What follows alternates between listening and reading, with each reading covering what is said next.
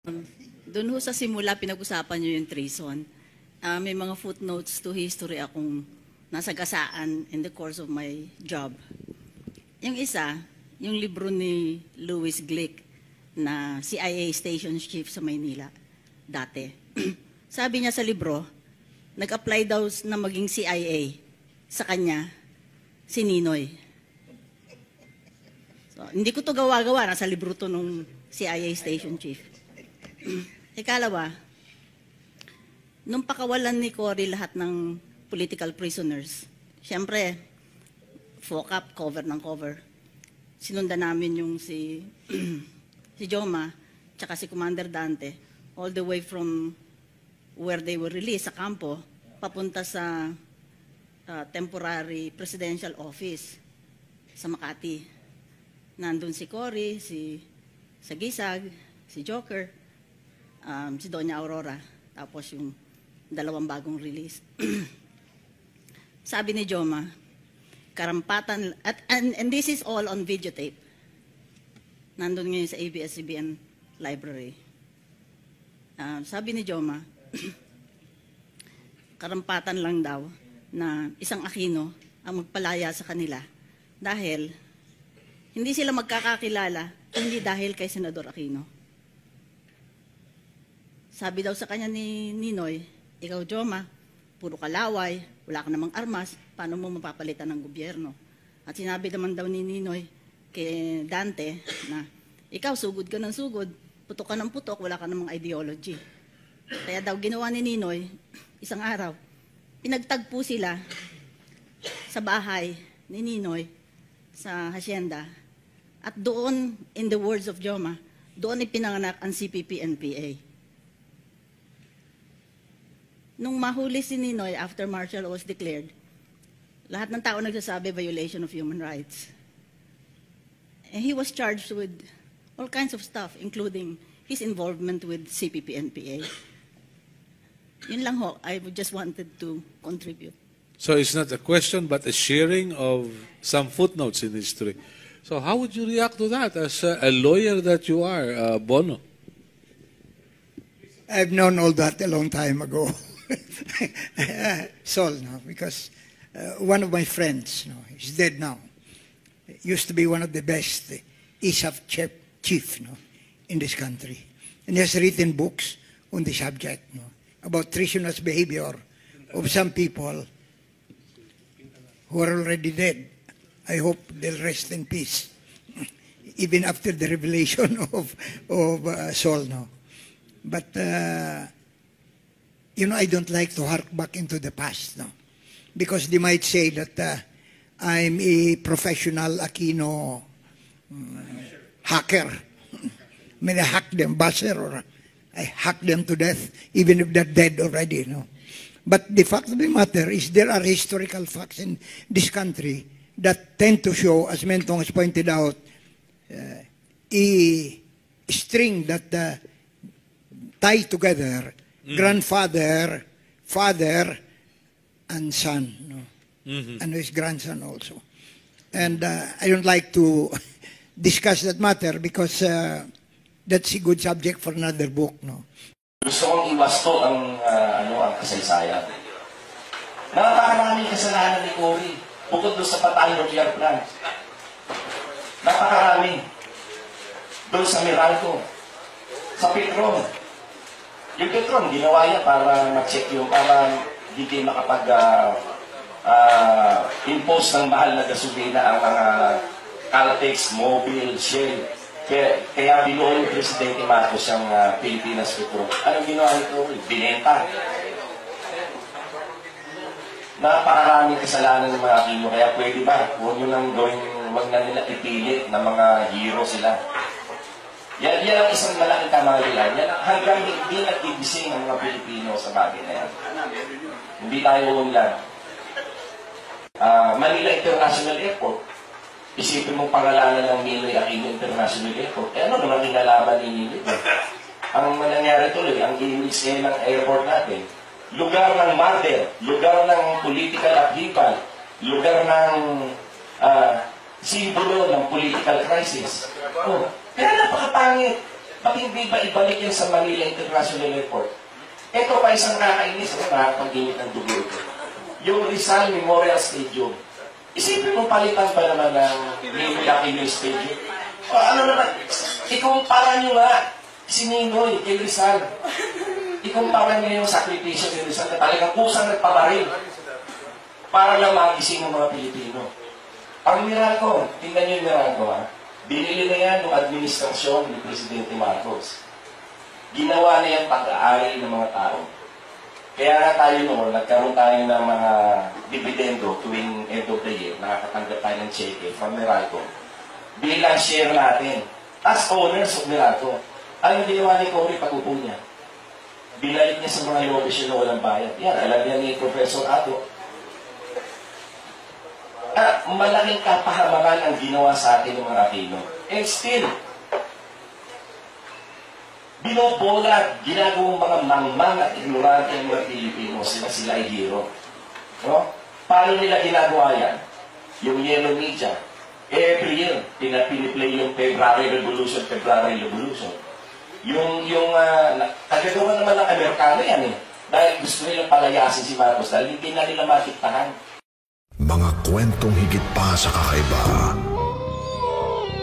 nakakakaba, mga hindi nakikita ng pangkaraniwang mata, pero nakatingin sila, hindi may paliwanag ng karaniwang kaalaman, kaya tayo na paglalaruan. Mga kwento ng kababalaghan, ibabahagi ni Benji Felipe, kasindak-sindak. Tuwing linggo, alas 10 hanggang alas 11 ng gabi, kung nararamdaman mo lang, dapat bang paniwalaan? Pasindak-sindak. Sa Radyo 5, 92.3 News FM. Ang tanong naman ni Elmer Reyes, "Good day, Sir Benji. Nakikinig ako sa inyo since 2015. Baguhan pa lang ako. May tanong lang ako since katatapos lang ng ating eleksyon. Si Ninoy Aquino po ba ay maituturing na bayani o hindi? May naging ugnayan ba sila ni Jose Maria Sison? Si dating President Ferdinand Marcos po ba ay hindi intensyong magdeklara ng martial law? Salamat po in advance. More power sa kasindak-sindak." Elmer, isa-isa nating sagutin ito sa abot ng aking mga nasa liksik. Si Ninoy Aquino ba ay maituturing na isang bayani? Ang sagot ay depende sa inyong magiging pananaw pagkatapos kong ikuwento ang ilang dokumentadong panayam sa kanya ng ilang TV stations sa United States. Ang sabi ni Ninoy, sa isang panayam nung nabubuhay pa siya, ayaw niya maging pangulo ng panahong iyon na siya ay pinayagan ni dating Pangulong Ferdinand Marcos na magpagamot sa States matapos ang halos 8 taong pagkakabilanggo niya sa rehimeng Marcos. Ang panayam sa kanya ay bahagi ng plano ng CIA, Central Intelligence Agency, na siya ang isulong para maging bagong tuta ng kano sa ating bansa. Tumatanggi noon si Ninoy sa plano na ilagay siya bilang kapalit ni Marcos kasi hindi niya raw kayang bigyan ng trabaho ang 3 million Filipinos noon na umaasa sa kanya kapag siya ay naging kapalit ni Pangulong Marcos. Sabi pa ni Ninoy, ang ekonomiya ng Pilipinas noon ay labis na hawak ng Amerika. Ang asukal natin ay binibili nila, pero kapag bumababa ang production ng US sa candy, bumababa rin ang exportation natin ng asukal. Ang lumber natin ay US ang bumibili, pero kapag bumabagsak daw naman ang real estate business sa States, ay humihina ang export natin ng lumber. Ang nilikha raw na cottage industry, yung bang gumagawa tayo ng mga bayong at kung ano-anong mga gamit na decor mula sa abaka o sa water lily, ito ay artificial lamang na pandagdag sa ekonomiya ng Pilipinas, sabi ni Ninoy. Ang tanong niya nga sa kanyang panayam, sino naman ang Amerikanong bibili ng cottage products kapag may recession sa kanila? Pero sa panayam din na yon, inamin ni Ninoy na siya ay may mahigpit na pakikipag-ugnayan sa CIA kasi nagtatrabaho para sa Central Intelligence Agency. Kaya nga may mga alok na siya ang ipapalit kay Marcos. Ang sabi ni Eric San Juan sa kanyang aklat na ating pinag-aaralan din, isang respetadong manunulat si Eric, at siya ay naging secret agent din. Nagduda raw ng gusto ang CIA at ang secret society sa hayagang pagkontra ni Ninoy sa planong siya ang ipalit kay Marcos. Sa puntong ito, malinaw po na si Marcos ay tuta ng makapangyarihang Amerika at ng secret society. Pero unti-unting nawawala ng tiwala ang secret society na may hawak kay McCoy. Kaya si Ninoy ang dapat ipalit. Ito ang masaklap. Bago pa naging gobernador si Ninoy sa Tarlac ay nakapaglilibot na siya sa Asian countries courtesy of his duties sa Manila Times noon bilang correspondent. Nabago ang pananaw ni Ninoy na ang US at ang allies nito ay may mabuting magagawa sa ating bansa at sa mundo. Napansin niya, may kabuluhan din ang ipinaglalaban ng isa pang galamay ng secret societies, yung leftist movement na England naman ang nagpapalakad at may hawak. Napapansin ba ninyo? Left or right, hawak ng secret societies. Malinaw po na ang US at England ay nagkakanya-kanya ng pamamalakad ng palihim sa buong mundo para sa one world order na nais ng secret society. Sa paglibot ni Ninoy sa Asian countries, nabuo sa kanya ang idea na dapat tulungan niya rin ang leftist movement. Kaya sa Pilipinas, siya nga ang isa sa nanguna sa pagtatatag nito. Ngunit hindi malinaw sa kasaysayan kung napilitan lang ba si Ninoy na maging double agent ng rightist at leftist para timbangin niya ang kahihinatnan ng ating bansa na palihim na hawak ng kamay ng mga halimaw. Ang tinutukoy po namin ng mga halimaw ay ang secret societies na ginagamit ang kapangyarihan ng International Monetary Fund o IMF at World Bank para madiktahan ang anumang maliit na bansa na kanilang pinahihirapan sa pamamagitan ng economic sabotage. Bakit pinahihirapan? Para madaling mahawakan. Sinadyaman o hindi ni Ninoy na maging double agent siya ng left at right. Ito ang naglagay sa kanyang buhay sa panganib. Isinakripisyo siya ng secret societies para maggalit ang bayan kay Marcos at mapatalsik ito sa pwesto. Ito marahil ang sagot kung bakit hindi natukoy ng dating Pangulong si Cory Aquino sa kanyang mahabang pagpapaimbestiga noong Pangulo pa siya ng bansa kung sino talaga ang nagpapatay kay Ninoy. Dalawa ang pwede nating isipin. Alam ni Cory na CIA ito sa utos ng secret societies o wala talagang kaalam-alam si Cory sa bagay na may kaugnayan sa secret societies. Kasi si Ninoy naman na-groom na ng secret society bilang isang potensyal na tuta na iaakyat sa pampanguluhan noong pamang binata ito at hindi pa sila magkakilala ni Cory. Ang ikalawang tanong ni Elmer na ating tagapakinig, si Jose Maria Sison ba ay may ugnayan kay Ninoy? May isang tanong na dapat masagot. Anong ugnayan ni Joma kay Ninoy? Alam niyo po, mayroong taong nakausap ko ng ilang ulit, humingi siya ng pabor na hindi ko muna dapat ibulgar ang bagay na pinag-usapan namin tungkol sa Plaza Miranda bombing noong 1971. Unang dahilan, malala ang magiging implikasyon nito sa pananaw ng mga Pilipino kay Ninoy. Ang ikalawang dahilan niya, Pangulo pa si Pinoy. Baka balikan siya at balikan ako. Pero ang taong ito ay naroon mismo sa safe house kung paanong nagplano si Joma na pasabugin ang Plaza Miranda para ibintang ng mga tao kay Marcos ang malagim na magaganap. Ang teorya ni Joma ayon sa taong ito na very reliable source namin sapagkat kasama nga siya noong nagpaplano noon. Ang isang revolusyon ay magtatagumpay kung may pangyayari na gigising sa kamalayan ng bayan ukol sa kaapian at terorismong nagaganap. Ang genius idea raw ni Joma, huwag nang hintayin dumating pa ang pangyayaring ganoon na mamumulat ang bayan, Dahil pwede naman daw likhain ang ganitong pangyayari. Tama ang timing. Kasi may matinding labanan sa eleksyon na darating. Ng panahong yon, ang Liberal Party na kinabibilangan ni Ninoy at oposisyon noon kontra sa Nacionalista Party na siyang partido naman ni Marcos. Ang sabi ni Joma, walang pagpipilian sa dalawang partido dahil pareho silang hawak ng oligarkiya. Ang oligarkiya ang siyang dahilan ng pagpapahirap sa masang Pilipino. Kaya sino man ang madamay sa pagbomba nila ay magiging sakripisyo sa inaasahang tagumpay ng revolusyon para sa masang Pilipino. Isa ang taong nakapanayam namin na ito na dating NPA leader. At dalawa ang aklat na nakapagsulat na ang inutusan ni Joma para isagawa ang Plaza Miranda bombing ay ang taong nagngangalang Danny Cordero.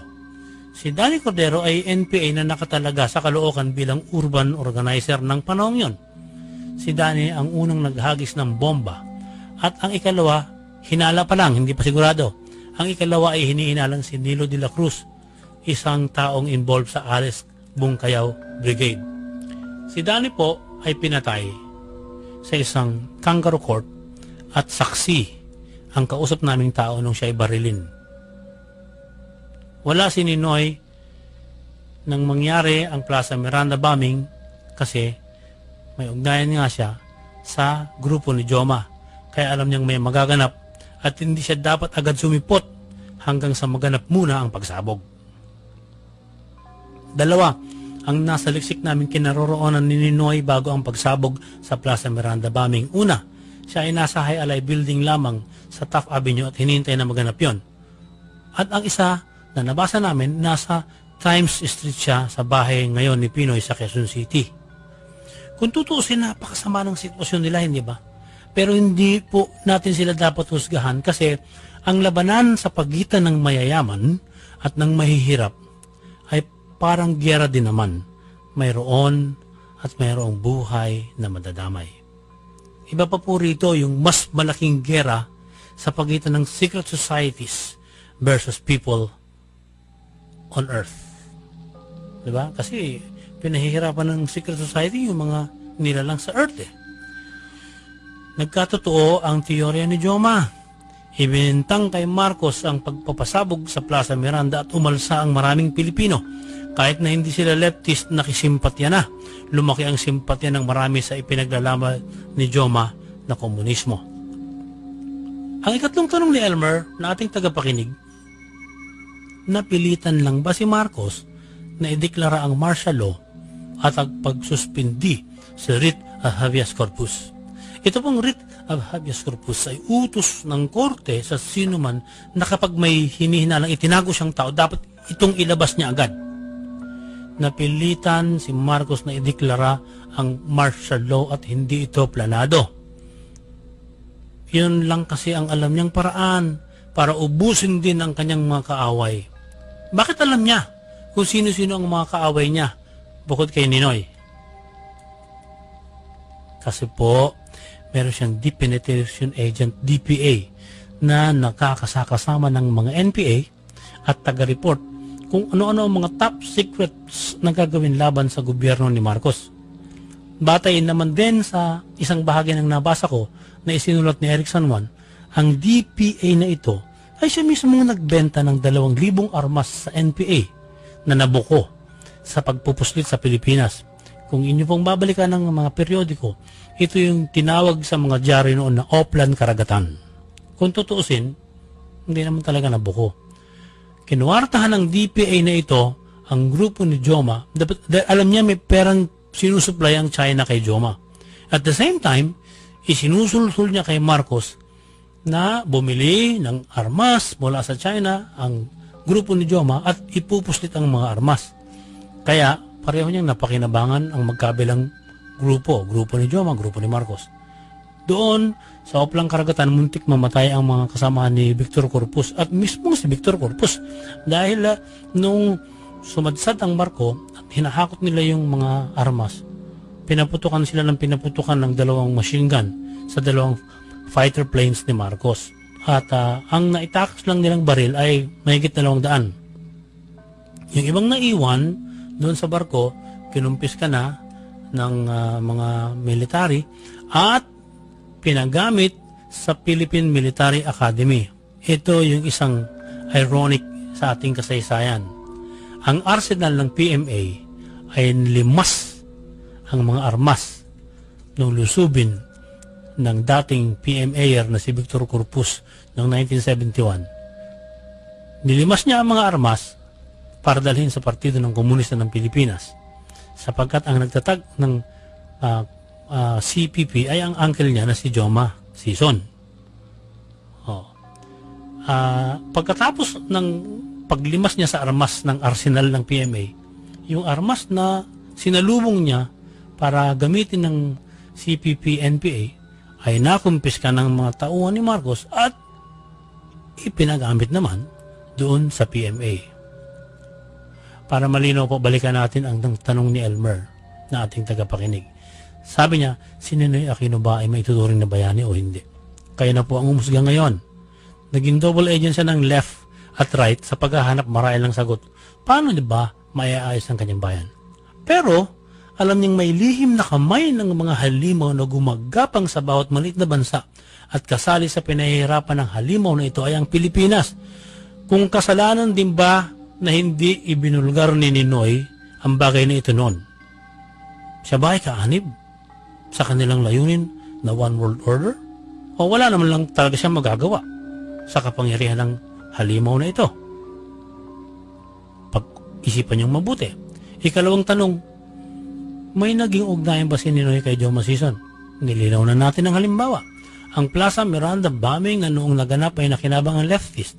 Si Ninoy ang nagtalaga kay Bernabe Boscaino alias Commander Dante bilang leader ng New People's Army NPA. Ang pakinabang ng Communist Party of the Philippines sa Plaza Miranda bombing ay katumbas din ng pakinabang ng armed element nila na NPA na sangkot si Ninoy. Ulitin natin. Ang acronym na Dante sa Commander Dante ay tumutukoy sa Diokno, Aquino, Nepomuceno, Tañada at Espino, na ang mga tinutukoy ng mga taong ito ay dating Senador Jose Diokno, dating Senador Ninoy Aquino, dating Gobernador na Francisco Nepomuceno, dating Senador Lorenzo Tañada at si Moises Espinosa na kasama din nila sa makakaliwang organisasyon. Ang ikatlong tanong ni Elmer, si dating President Marcos po ba ay hindi intensyong magdeklara ng martial law? Nasagot na po natin. Ito ang aking pananaw. Hindi niya sinasadya, kundi yun ay tawag ng pangangailangan sa kanyang panahon, sa kanyang sitwasyon. Ngunit magdadagdag po ako ng ika-4 na tanong. Ano ang pagkakaiba ni Ninoy kay Marcos? Si Ninoy ay masyadong adventurous na naglaro sa kaliwa at kanan, kaya naman ang buhay niya nakataya na talagang mapatay. Ang uri ng pag-alaga sa kanya ng secret societies at ang uri ng pagpapaslang sa kanya ay katulad ng ginawang pag-aalaga at pagpaslang kay John F. Kennedy ng nasabi ring grupo. Samantala, si Marcos ay hindi naglaro sa left kundi nanatili sa ultra-right, kaya sinipa lang siya disgracefully papalabas ng Pilipinas noong lutuin ng secret societies ang People's Power Revolt na EDSA 1. May isang artikulo na nagsasabing sinisisi ni dating Pangulong Ronald Reagan ang kanyang mga kapanalig sa US kung bakit nila hinayaang malaglag si Marcos. Wala raw tiwala si Reagan kay Tita Cory dahil nakakiling ito sa leftist kaysa sa rightist. Pero alam nyo, ang Pangulo ng Amerika, wala ring magagawa basta't iniutos ng secret societies. Ang secret societies na ito ay may 3 malalaking grupo na kumikilos at ang umbrella organization nito ay Illuminati. Dito po sa Pilipinas, ang aktibo ay ang tinatawag na Committee of 300. Sa rami ng ipinaliliwanag ko, baka bukas makalawa maglaho ako bigla. Kaya hanggang dito na lang po muna ang aking ibubulgar.